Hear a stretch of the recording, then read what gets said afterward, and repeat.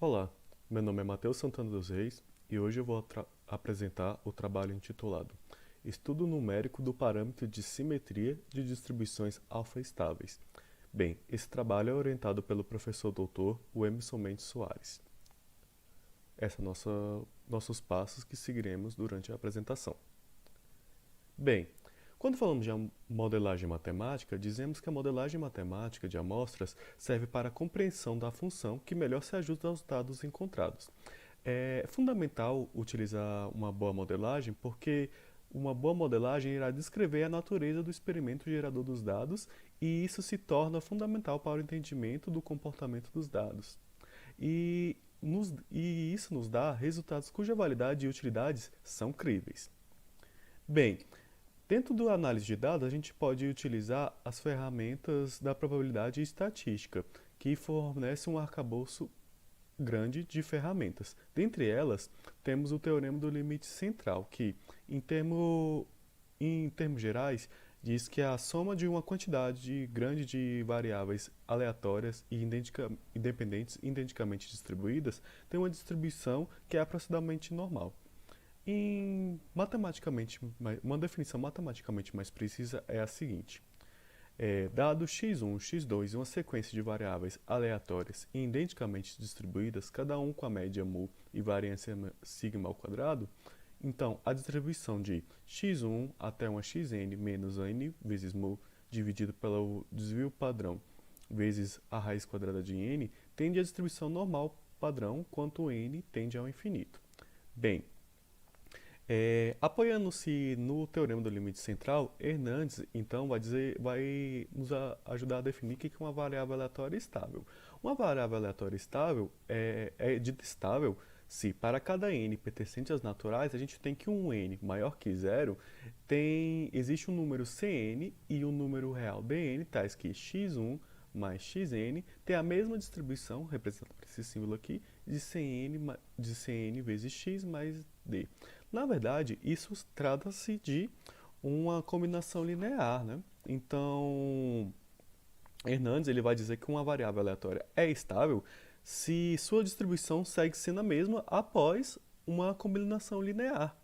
E tem alguns detalhes dessa combinação linear, que quando o dn é igual a zero, a gente diz que essa distribuição ela é estritamente estável. A sua representação usual, então, são dadas por essas duas formas, f de x igual a s de alfa, onde que o alfa fica explícito aqui, ou uma outra quando o s é substituído por um f e o alfa não fica explícito. Dentro disso, a gente tem alguns parâmetros. Cada parâmetro dessa distribuição, que a gente encontra presente nessa fórmula, vai dizer alguma coisa. Por exemplo, o alfa é o parâmetro de estabilidade e pertence a esse intervalo semiaberto, 0 ao 2. O beta é um parâmetro de simetria, que ele também vai pertencer ao intervalo, só que dessa vez fechado, variando de menos 1 a 1. Sigma, que vai ser o parâmetro de escala, e mu, que será o parâmetro de localização. Aqui tem um programa que simula mais ou menos o comportamento desses parâmetros. A gente vê, por exemplo, que quando se altera o parâmetro de estabilidade, a gente tem uma leve alteração em como o comportamento assintótico da nossa distribuição acontece.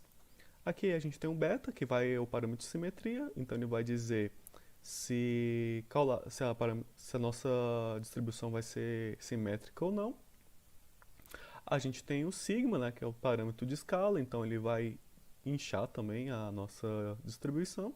E por fim, a gente tem o nosso muzinho, que é o parâmetro de localização ou de posição, que vai dizer em qual eixo, em qual número a nossa distribuição vai estar centrada.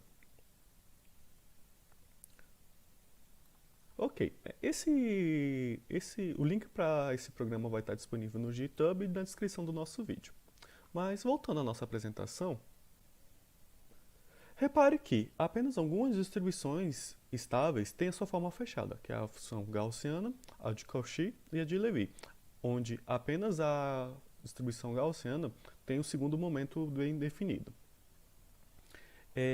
Nem todas as funções, como dito anteriormente, têm sua forma fechada bem definida.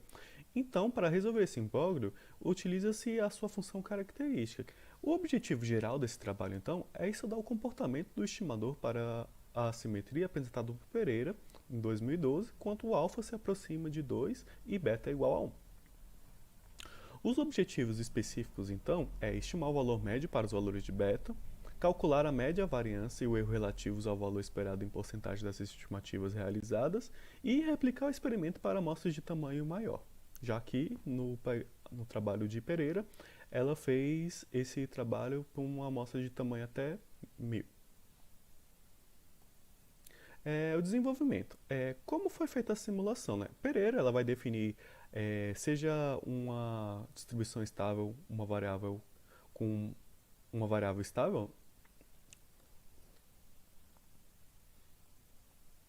Bem, desenvolvimento. Pereira, em 2012, ela vai definir uma variável aleatória estável com alfa pertencente ao intervalo semiaberto 0,2, como dito anteriormente, um sigma maior do que zero, beta variando entre 1 e 1 e um mu pertencente a reais. E esse parâmetro beta de assimetria é desconhecido, não se tem um valor fixado para ele. Então, definindo um AF de 0 de alfa e o beta A, que é o valor que vai ser estimado igual a 1 menos a tangente de beta A vezes tangente de π vezes alfa sobre 2, tudo isso sobre π vezes alfa, a gente pode manipular essa fórmula convenientemente até chegar ao nosso valor de beta A, que vai ser essa fórmula. Daí, a gente supondo que o alfa é conhecido, a gente consegue obter um estimador para beta. Então, seja x1 até xn uma amostra aleatória de uma população estável padrão e S de alfa de beta 0,1, sem perda de genialidade, a gente vai ter que o nosso estimador Bn vai ser igual a tangente de π vezes alfa vezes 1,5 menos a nossa f de n de 0, alfa e beta A sobre tangente de π vezes alfa sobre 2. E a nossa Fn é a função de distribuição empírica de uma amostra selecionada de forma aleatória qualquer.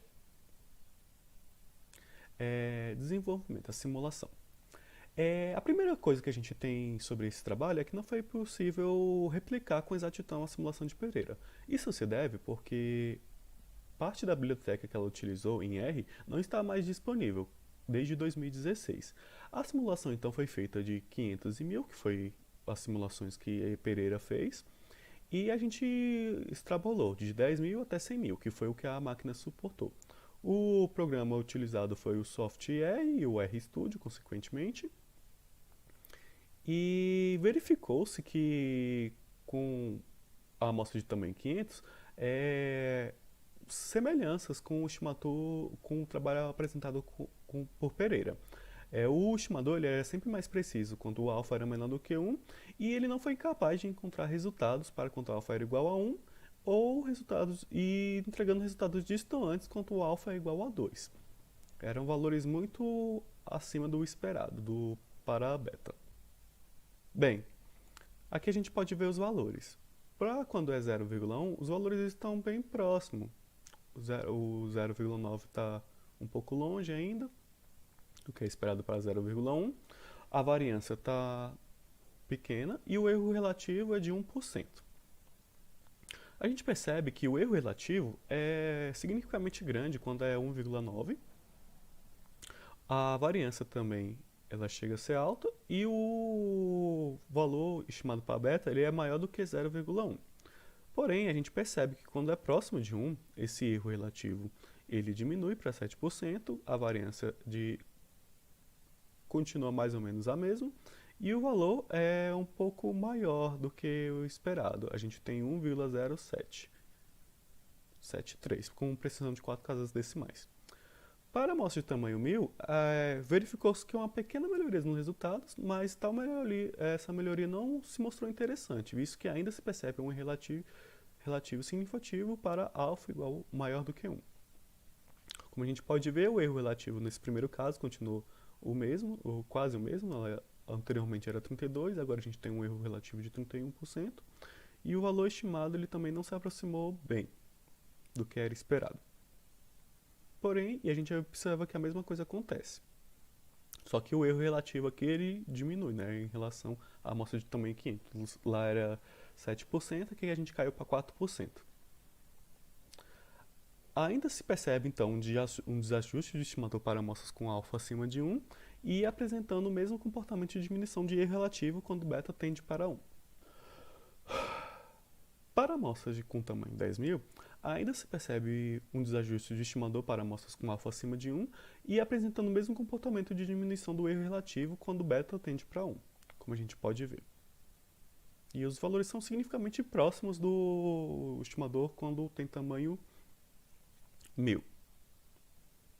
Agora, para a amostra com tamanho 100.000, o estimador ele apresentou resultados promissores, mostrando uma grande redução percentual do erro relativo em relação ao valor esperado para a beta, com erros menores do que 1%. Então a gente percebeu que esse estimador ele é muito bom para amostras consideravelmente altas, com tamanho superior a 100.000. A gente pode ver aqui que no último caso, o erro relativo ele chegou a ser menos de 1%, então 0,7. E quando o beta é próximo de 1, ou igual a 1 no caso, ele tende a ser bem menor, quase 0,01. É muito pequeno esse valor aproximado. Então, considerações finais. O que a gente percebe com este estimador? Bem, realizar essa simulação para tamanhos maiores trouxe considerações importantes para o trabalho de Pereira, visto que o estimador para o parâmetro de assimetria mostra eficiência para amostras consideravelmente grandes. A principal utilidade, então, desse estimador seria em situações que envolvam dados massivos, Big Data, em que há necessidade de se conhecer o parâmetro de assimetria de uma estável. Os resultados também chamam a atenção para investigações com resultados mais próximos do segundo e primeiro momentos, 0,999 ou alfa igual a 1,99, por exemplo.